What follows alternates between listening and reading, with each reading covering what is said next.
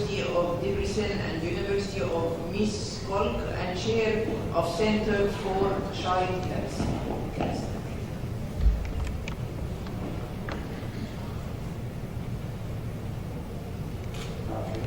Dear chairs, dear colleagues, first of all, let me to express my thanks and great honor to be here, and especially thanks to Professor Inas, who invited me to this beautiful place of Egypt. And my task for this talk is to speak about the importance of prevention of hypoglycemia. Let me to start with Henry Ford's sentence, who told that obstacles are those frightful things you see when you take your eyes off your goal. And just have a look at this slide. We are focusing always on metabolic control, glycemic control, hemoglobin A1C.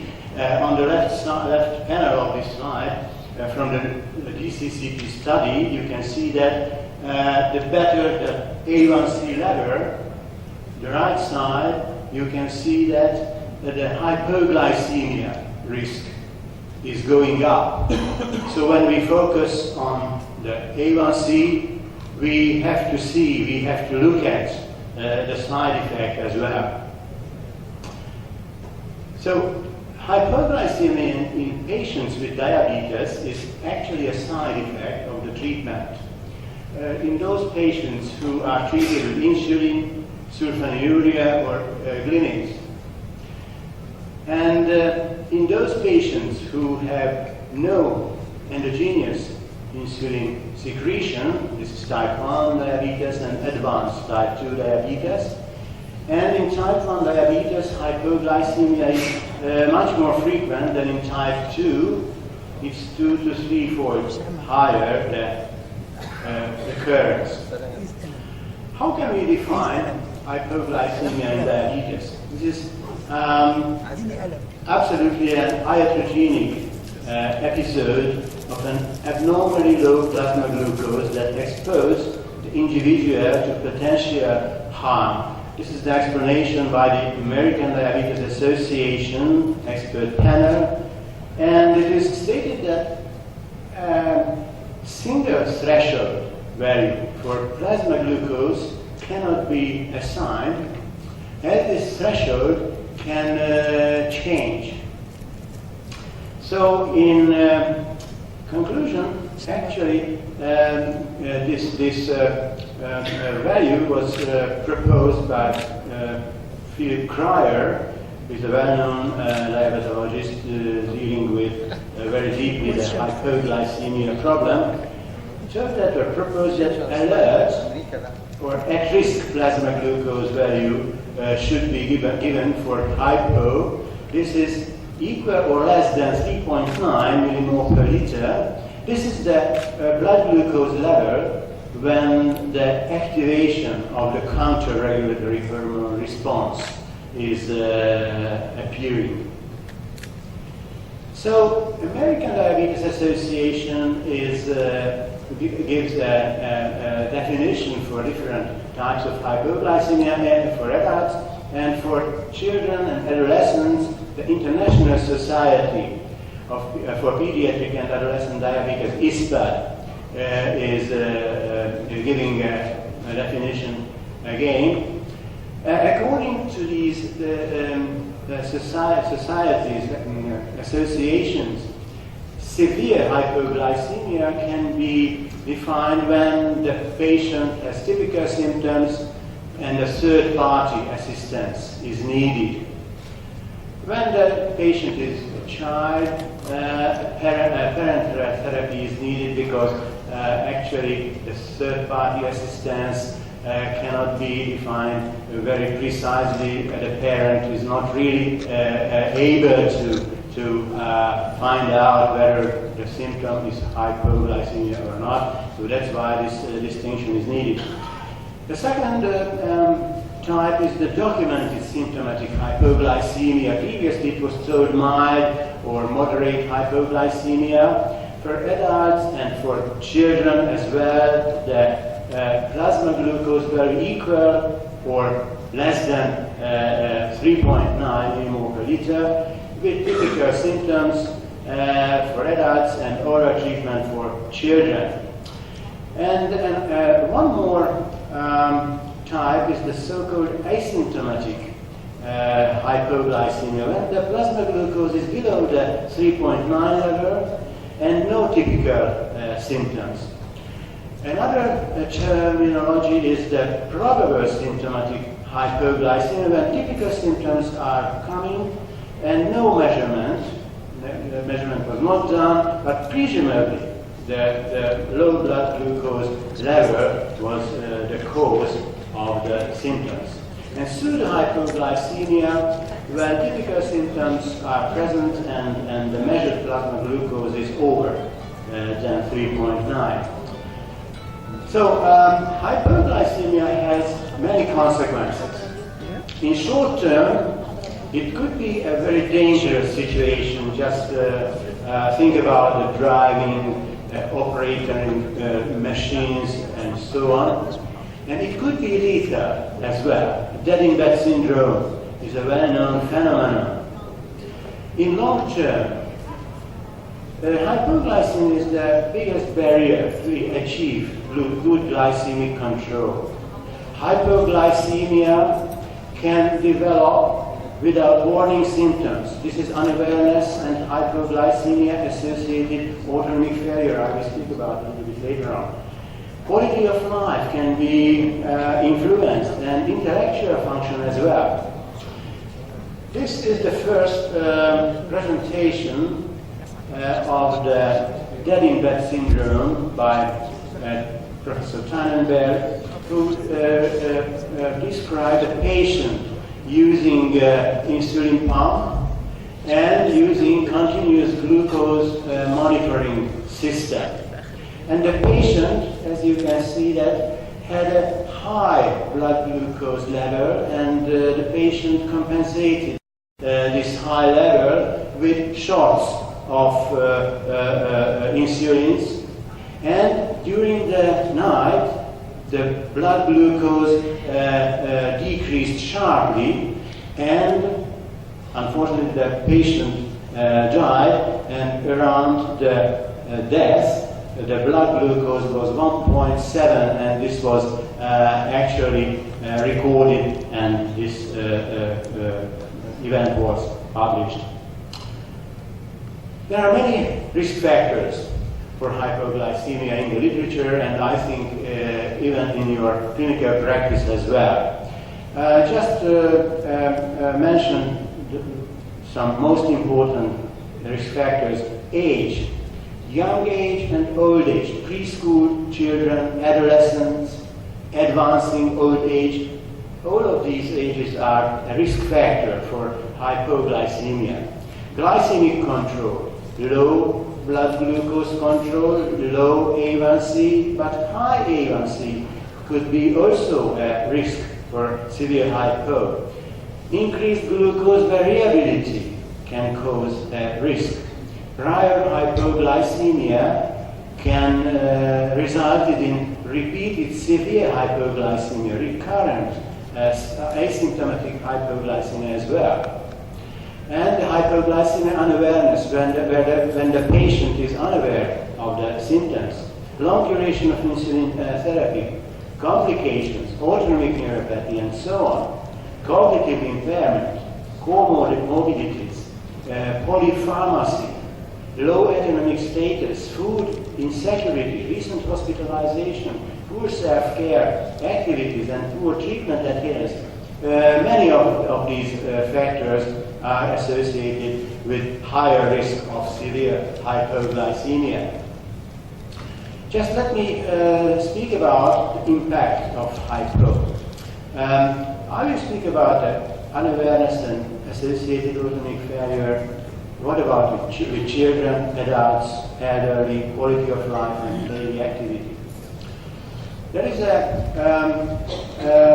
hierarchy of the hypoglycemic events in an insulin-deficient patient. In normal situation, when the blood glucose is falling down around 3.9 millimole per liter blood glucose level, the counter-regulatory hormones are increasing. And especially catecholamines are causing the typical symptoms of adrenergic symptoms, which can make aware the patient that there is something wrong and some action is needed.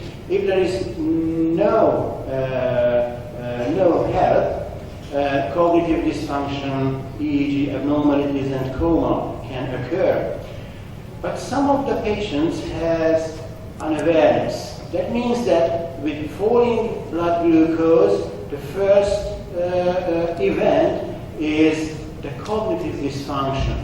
And in these patients, the counter-regulatory response, the symptomatic response are later on. And that's why these patients are not able to act against hypoglycemia. You can see that Philip Cryer introduced first this terminology that hypoglycemia-associated autonomic failure. That means that recurrent hypoglycemia can reduce the glucose threshold for autonomic activation. This is the hypoglycemia unawareness. And for hormonal counter-regulation, which could be blunted, and this is the defective glucose counter-regulation. And these both phenomena are caused HAAF. It can increase 20-fold increase in the risk of severe hypoglycemia and other morbidities related to hypoglycemia. But the good news is that this could be reversible by avoidance, scrupulous avoidance of hypoglycemia. This is one of our previous studies many years ago when continuous blood glucose measurement was not yet available, but we performed a follow-up longitudinal study in children and adolescents, and we were able to demonstrate that severe hypoglycemic episodes preceding the months of the visit can increase almost 5 times the risk of a severe hypoglycemic episode, and the elevated increased prevalence of mildly low blood glucose level, biochemical hypoglycemias below 3.3 increased again the risk for severe hypoglycemia 4 times upper. So, what about children with diabetes? In the literature there were long debate how harmful the hypoglycemia in this age group. Retrospective studies showed that the central nervous system is developing, that's why hypoglycemia can cause a cognitive dysfunction.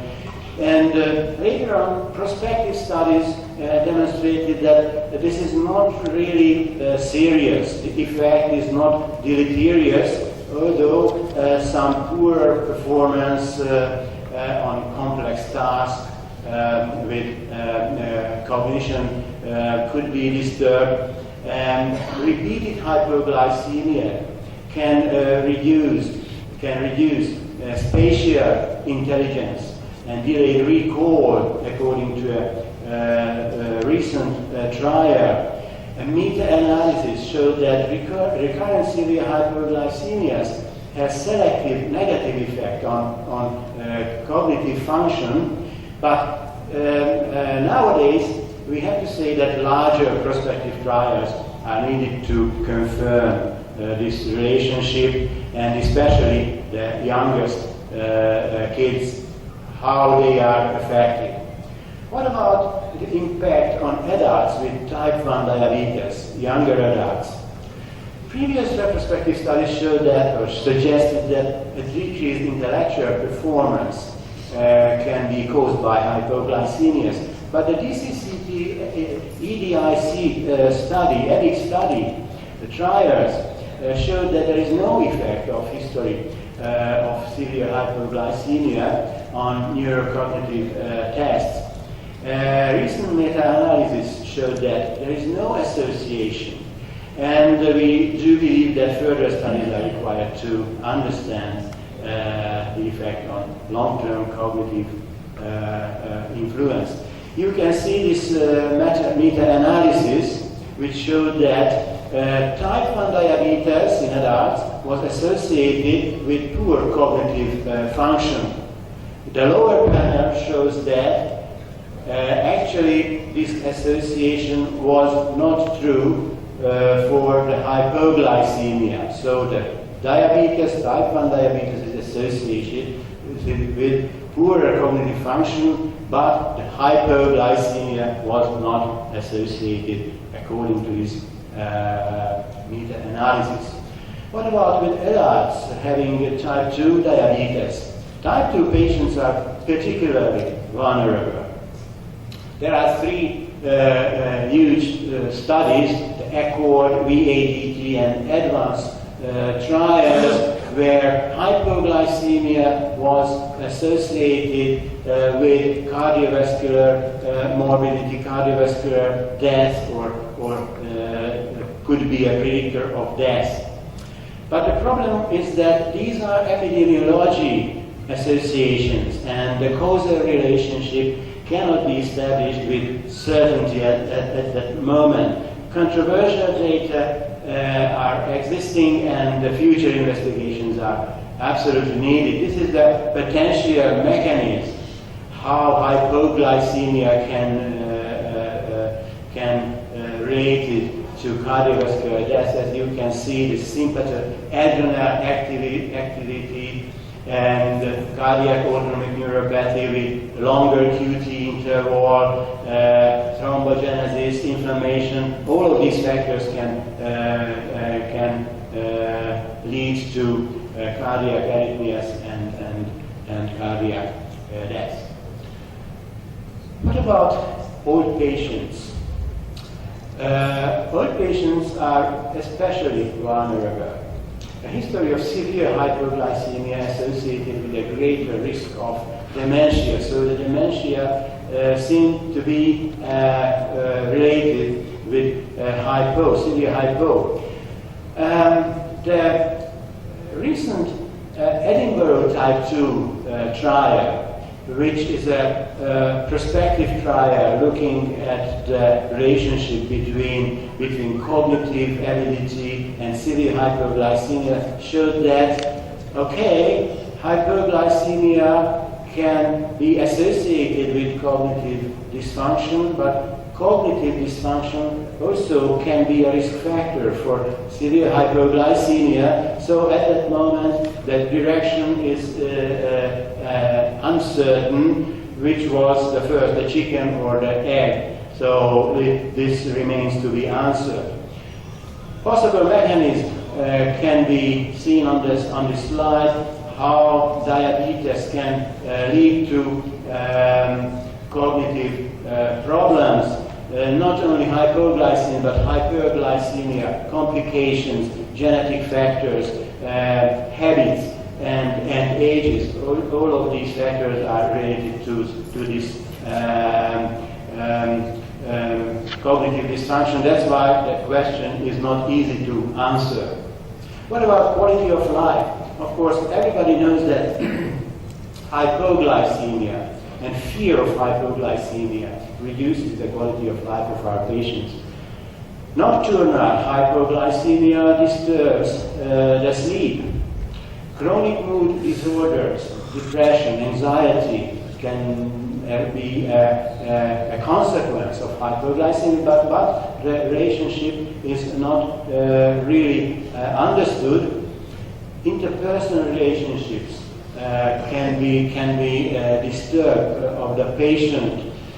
Fear of dependency, to be dependent always to a third party who is looking after me or the child or somebody who is having diabetes is a problem.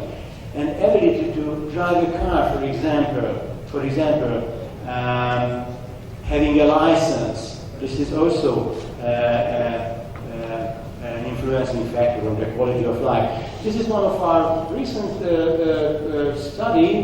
investigation when we looked at what is the relationship between the continuous insulin infusion pump treatment with the quality of life. And we found that those patients who are well educated having insulin pump had a better quality of life, probably due to the lower frequency of hypoglycemia. So the relationship is established.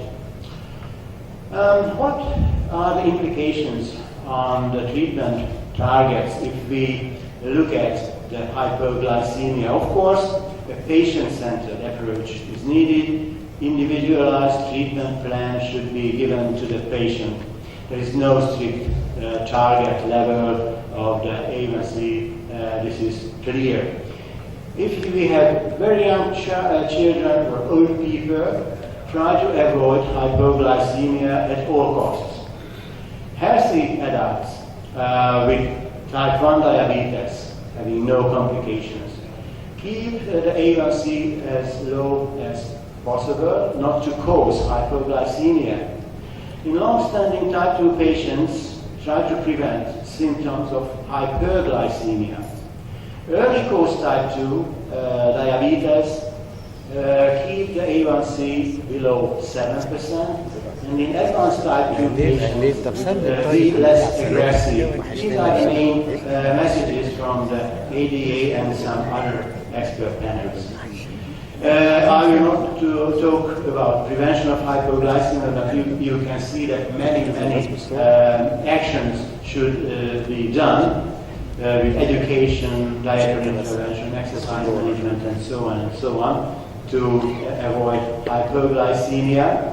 And let me finish with William James Mayo's sentence, who told that the aim of medicine is to prevent disease and prolong life.